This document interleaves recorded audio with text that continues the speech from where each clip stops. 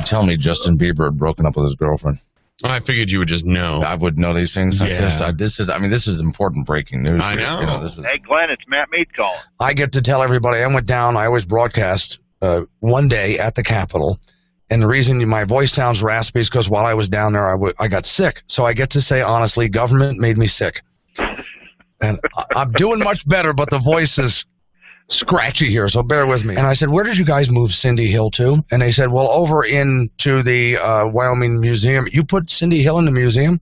It's the Barrett Building. Building. You put her in the museum? All right. But right now, as I take a look at this, let me tell you the not just the thought that I had, but many of my callers have said the same thing, and the readers to my column is, it's not so much. I mean, if you think you have an out of control office, and by all means, deal with it. And I've even said, if you think that you needed to impeach her, deal with it. But what we're worried about here is when I vote for a superintendent of public instruction, am I going to vote for the person who's in charge? And I worry that my next vote isn't going to count for that. Well, we hear that. A California man has set up surveillance cameras outside of his house to record sex acts taking place in the park across from his house. Glenn, starting off with you, what do you think? Boy, way to tiptoe around that one, Melissa. Proud of you. They didn't pay me the big bucks for nothing, Glenny. Yeah, well, okay, let's see here. You can build a house with a lake view and get a view of the lake, or you can build a house on Lover's Lane and get a view of, if that's what you want to get a view of. So is this guy doing the right thing? What is this with the idea of privacy with these people? They're complaining about privacy. They're fooling around in a public park, emphasis on the word public. You decide to go public with it, he should be able to video it and go public. So if they don't want the pay raise, they have to vote to not get it, which means somebody has to go ahead and offer up a bill. But they could always simply just hand it back. They won't do that either. They'll just accept it.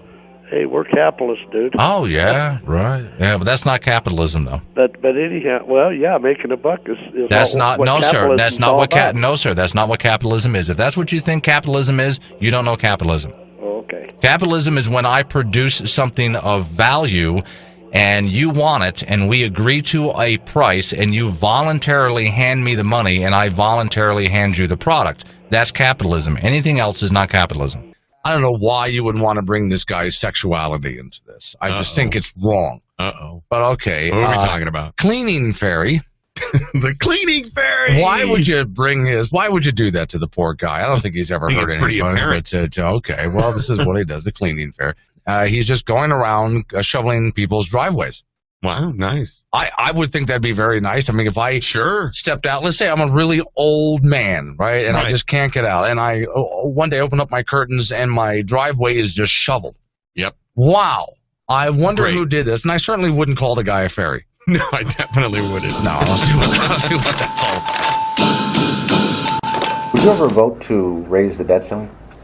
I would be very, very hesitant to do that. I think that the debt is clearly one of the huge challenges we face. But hesitant isn't a yes or a no. No, and I think it depends on. Don't try this at home. These guys are trained professionals, or something like that. That's nice. And I don't know if you can see what's in its mouth there. Some sort of food source. Yeah, he's actually eating something there. Nice. Yeah, I'd like to thank Carl. This is what my listeners give me. He stopped by and left this for me. It was on the counter here when I came in. How thoughtful. Yeah, for those listening on the radio right now. Is it a hat too? That's the first thing I thought of. It looks like a coonskin cap, but it's some like dead animal.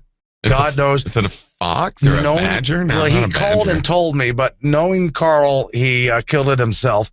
I have no idea where he got the thing that's in his mouth, but for those watching. Is it a wombat?